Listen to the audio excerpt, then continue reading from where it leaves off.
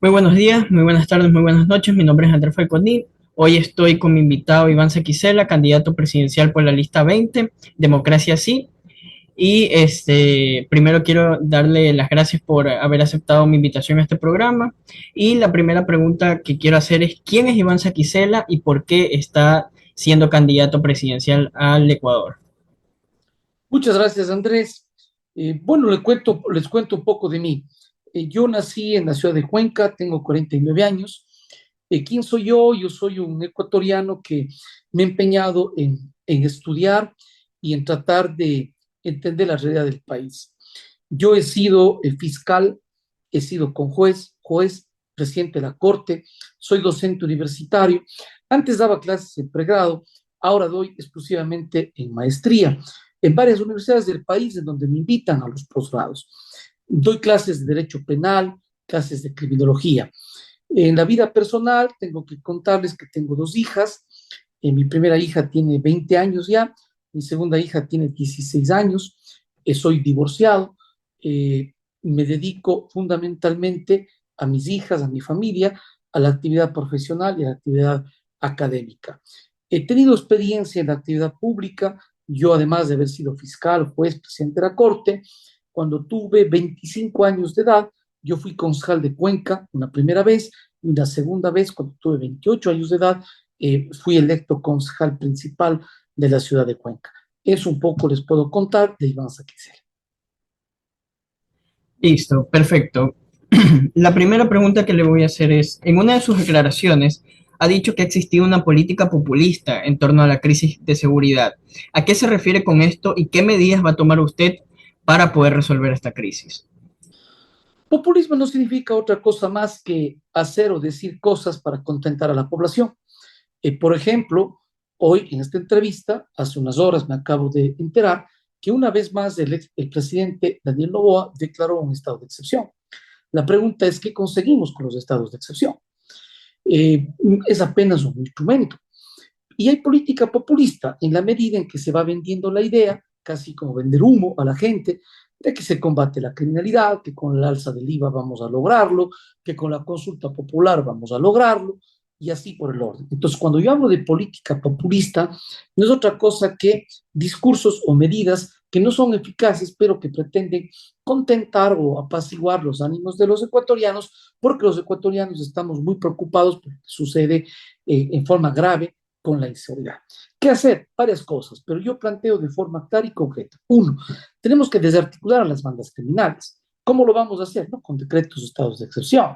Lo que vamos a hacer es contar con alta inteligencia militar y policial para desarticular las bandas. Si no se desarticulan las bandas, sigue el narcotráfico. Si sigue el narcotráfico, sigue la inseguridad. Dos, necesitamos un sistema penal fuerte y enérgico. ¿Por qué digo fuerte y enérgico? Porque las leyes penales que se crearon desde la Constitución de 2008 son muy flexibles para los delincuentes y se olvidan de las víctimas. Tres, tenemos que transformar el problema carcelario, porque ahí sencillamente lo que existe no solamente es un problema de hacinamiento, sino lo fundamental es que desde las cárceles se maneja la criminalidad. ¿Por qué? Porque nunca lograron los gobiernos controlar las cárceles, nunca invirtieron en las cárceles, no hay una política carcelaria, no hay una rehabilitación social. Es decir, es un abandono total. Cuatro, es fundamental contar con un sistema de justicia independiente e imparcial. Para ello, propongo la evaluación de jueces y fiscales. Hay gente corrupta, tiene que irse, pero también hay gente honesta y esa tiene que ser apoyada. Cinco, necesitamos de que el sistema penal tenga procedimientos expeditos y ágiles, sobre todo para combatir cierto tipo de delitos, cuáles el narcotráfico, el crimen organizado, el sicariato, el lavado de activos, la corrupción. Hoy usted tiene el mismo procedimiento, da lo mismo, ¿no? Si es que una persona se roba un celular, una gallina o artefactos electrodomésticos, da lo mismo. Que si están narcotraficando, da lo mismo, porque el procedimiento es el mismo. Hay que contar con procedimientos especiales. Y para concluir esta pregunta, yo creo que es necesario la política criminal. ¿Por qué hablo de política criminal? Usted tiene una política tributaria, una política laboral, una política de salud, o al menos debe haber, pero no existe política criminal. Es decir, ¿qué estamos consiguiendo como Estado del problema criminal? ¿Cuáles son las causas? cómo vamos a combatir las causas de la criminalidad. Entonces, la criminalidad tiene que ver con factores de falta de educación, falta de empleo, de oportunidades, donde usted tiene varios sectores muy pobres que no tienen acceso a educación ni a trabajo y que son presa fácil de la delincuencia. Además, son sectores donde no hay servicios básicos, no hay internet, no hay energía eléctrica, no hay atención de salud, etcétera. Entonces, son factores que van provocando la criminalidad. Entonces, política populista, regreso al principio y concluyo, es cuando solamente se hacen ciertos anuncios para conformar a la población, pero no hay una verdadera política criminal y acciones eficaces para combatir el crimen. Mientras en el país haya simplemente planteamientos populistas, el país no va a superar la grave criminalidad que vive. Y mientras no supere la criminalidad, no va a haber opciones de inversión, no va a haber opciones de trabajo, y la gente sufre por la falta de paz, por la falta de seguridad. Una de las medidas que usted ha dicho para poder combatir la inseguridad y el narcotráfico es a través de la cooperación internacional. ¿Cómo va a obtener esa cooperación internacional en estos momentos para combatir la inseguridad? ¿Qué plan tiene? En primer lugar, no podemos nosotros tener relaciones internacionales sobre la base de antipatías o simpatías ideológicas. El Ecuador tiene que estar abierto al mundo. Hay que entender algo. El crimen supera un problema interno. El crimen rebasa las fronteras, es transnacional. Si hablamos de narcotráfico, no es solo del país, tienen que ver los países vecinos y otros países. Entonces, es indispensable la coordinación entre diferentes estados para combatir un crimen que es internacional. Pero si es que no existe una cooperación internacional, no lo vamos a superar. ¿En qué tiene que haber la cooperación? En desarticular las bandas criminales, en controlar el lavado de dinero, en controlar las fronteras, los puertos, los aeropuertos, en el apoyo técnico y tecnológico de otros estados que tienen mejores posibilidades para que Ecuador pueda combatir con energía. Pero yo creo que lo más importante allí es entender lo que no han entendido los políticos en el país. ¿Qué entender? Que el crimen está organizado y el Estado no puede estar desorganizado. Hacer lo que no se ha entendido en el país, de que no es un conflicto interno, no es meramente el orden público. Por eso no se trata del Ministerio del Interior y la búsqueda de orden público, sino lo que hay que entender es que el crimen afecta a varios estados. Entonces, los estados debemos estar unidos y coordinados, porque nos afecta a todos, para combatir fundamentalmente el narcotráfico y el crimen organizado. ¿Qué tenemos que hacer? Un trabajo cooperado, coordinado con los estados, porque tenemos un interés común, combatir la criminalidad. No somos una isla en el problema de la criminalidad. Hay un crimen transnacional que va más allá de las fronteras ecuatorianas y organizado entre diferentes estados y países. Usted, cuando le decía la primera pregunta en su respuesta, hablaba sobre que la Constitución de 2008 era muy indolente, por así decirlo, o muy suave con los delincuentes. Usted planea Así crear es. una nueva Constitución. ¿Cómo lo hará sabiendo que no tiene mayoría en la Asamblea? Bueno, no sabemos, no se han dado todavía las elecciones. No sabría cómo, digamos, asegurar de que si existe o no existe mayoría. Eso sería una especulación. Lo que yo sí creo, más allá de lo que usted dice, es de que ciertamente puede haber un problema de falta de una gran mayoría para cualquier sector político en la Asamblea Nacional. Pero la Constitución habilita al presidente de la República el convocar una consulta popular. Por lo tanto, no es una decisión, perdón, a una asamblea constituyente. Y luego, claro, una consulta popular aprobatoria de la nueva constitución. Entonces, creo que primero es absolutamente factible. En segundo lugar, desde un punto de vista político, es absolutamente indispensable. ¿Por qué? Porque hay varios problemas que ameritan una reforma profunda del Estado y que una propuesta seria, que no es un parche, exige necesariamente una asamblea constituyente para una profunda reforma del Estado, que no merita solamente el ámbito de la inseguridad, sino también el cómo desde la estructura institucional y jurídica permitir la inversión privada, que no permite la Constitución de 2008, el replantear la estructura del poder del Estado. Le pongo dos o tres ejemplos, nada más para concluir. Uno, la eliminación del Consejo de Participación Ciudadana y Control Social, porque es un organismo inútil y que lejos de apoyar a la institucionalidad, entorpece y hace daño a la democracia. La eliminación del Consejo de la Judicatura. ¿Por qué? Porque es un organismo político que afecta a la independencia judicial. Si no hay independencia judicial, cuando usted acuda a reclamar justicia, no lo va a recibir en muchísimos casos. ¿Por qué? Porque se mete manos en la justicia.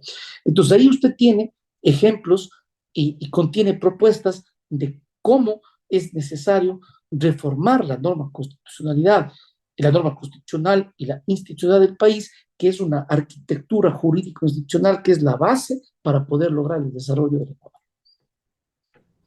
Perfecto. En materia económica, usted ha planteado una renegociación de la deuda externa, es una de sus propuestas. ¿Cómo lo logrará y qué condiciones quiere imponer a los organismos multilaterales y bancos a los que se les debe el Ecuador? Lo que sucede son dos aspectos fundamentales. Primero, todos estos años el Ecuador se ha estado endeudando. Entonces, si es que usted tiene una enorme cantidad de dinero que va para el pago de la deuda externa, hay que pagarlo, no se puede dejar de pagar. Pero si usted tiene una cantidad de dinero que sirve para el pago de la deuda externa, entonces sencillamente no queda dinero para la obra pública, para la inversión pública, para lo que requiere el país. Entonces, ¿qué es necesario? Es necesario conversar con los organismos multilaterales y lograr una renegociación de la deuda externa que implique facilidades de pago, tanto en las cuotas cuanto el plazo. ¿Por qué? Porque de lo contrario es imposible que el presupuesto general del Estado sea sostenible. En definitiva, existe una crisis económica o una crisis presupuestaria, para ser más precisos, una crisis fiscal que no permite la inversión pública en beneficio de los ecuatorianos.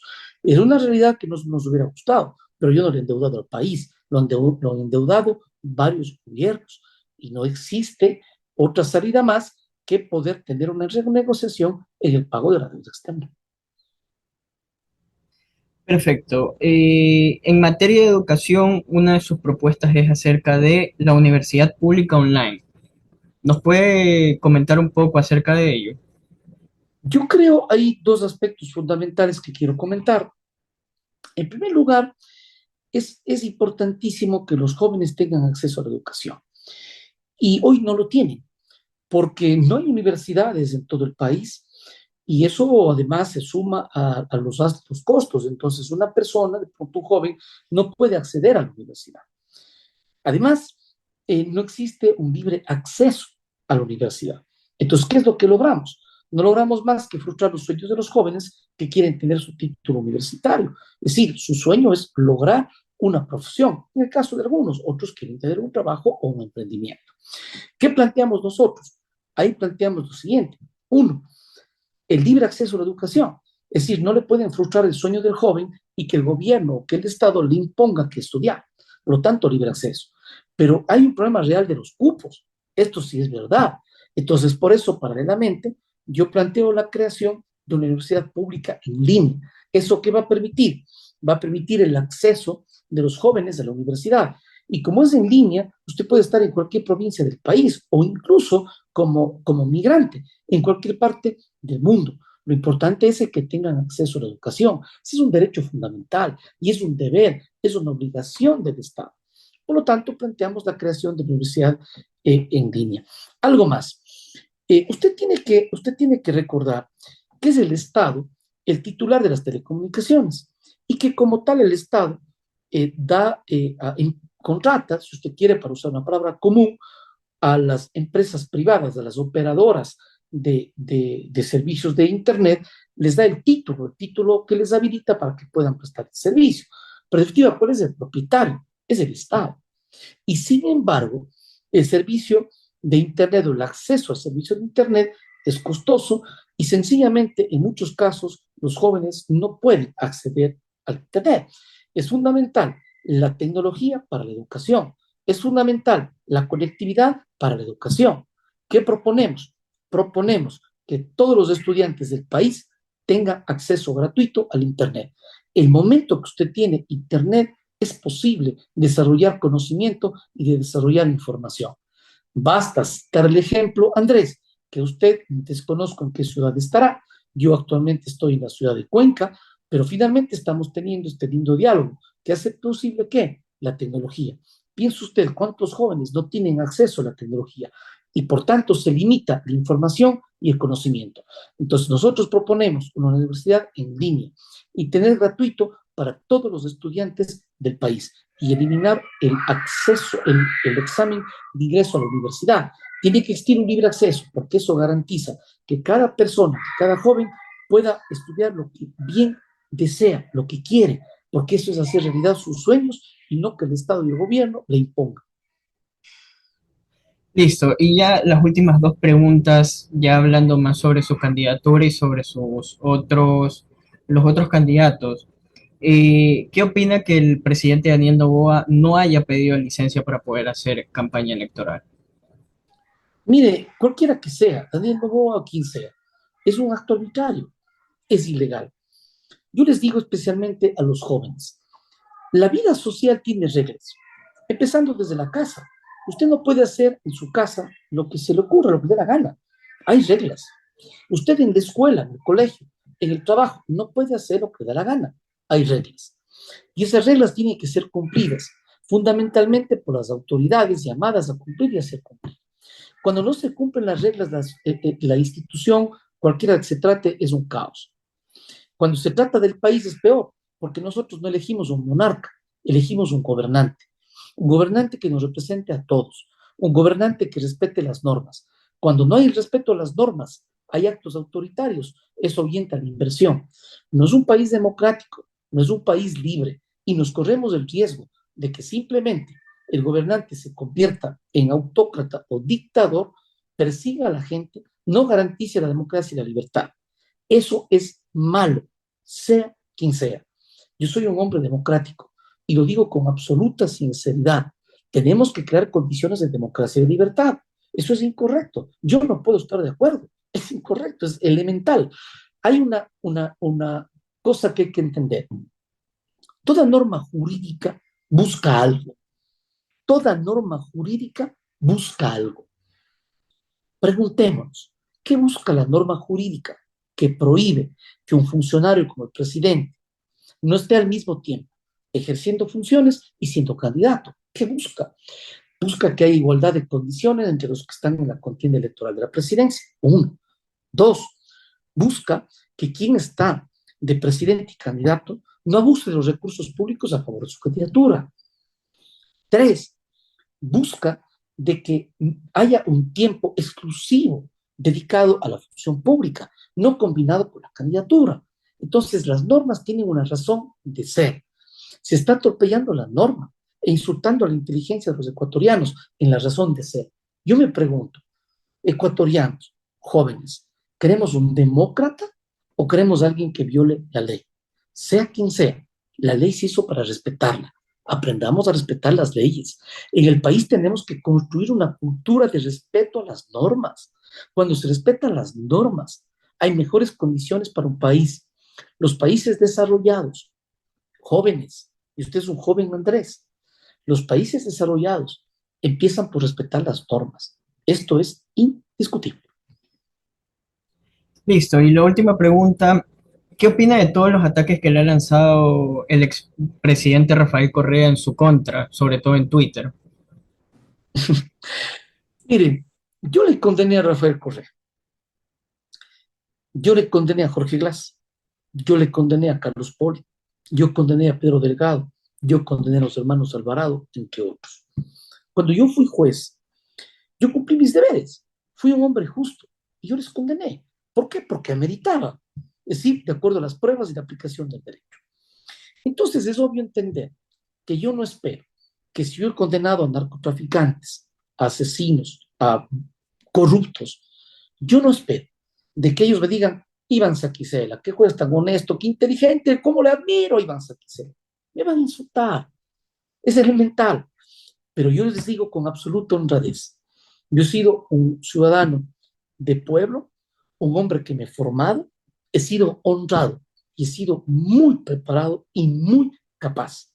Pero además he tenido la valentía de tomar decisiones sabiendo, como es obvio entender, que si yo le condené a Correa, sabiendo que en un momento me iban a perseguir, pero para algo cumplí mi función de juez. Sencillamente he condenado.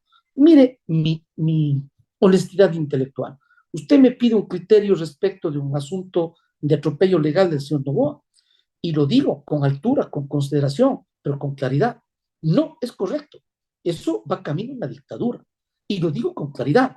Y ahora me pregunta respecto de una condena a políticos que han cometido actos de corrupción. Y no lo digo con odio, no lo digo con revanchismo, lo digo con certeza y con serenidad. Cumplí mis deberes.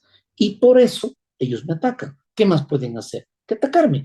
De hecho, Correa prepara un documental de Netflix que se llama Infocíclico, pero yo le digo al país, esto no se defiende con documentales. Si tienen la razón, defiendan con la ley en la mano y no metan manos en la justicia y no busquen la impunidad. Un país requiere no dictadores, requiere demócratas. Un país requiere gobiernos honestos, no corruptos. El país requiere, no el menos malo, gente líder, gente capaz. El Ecuador requiere no un país para un grupo de privilegiados o de élites económicas. El Ecuador no requiere un gobernante para privilegiar la impunidad o un grupúsculo que tiene un catecismo ideológico. El Ecuador es para todos. Y sobre todo yo confío precisamente en los jóvenes, que son inteligentes, que son pensantes, que simplemente vamos a dar la vuelta a la página de esta historia terrible de corrupción, de mentira, de engaño de los politiqueros de siempre. Demos la oportunidad a un hombre de pueblo. Yo soy de pueblo, Andrés. Yo me llamo Iván Saquicela. Soy un ecuatoriano como cualquiera de ustedes.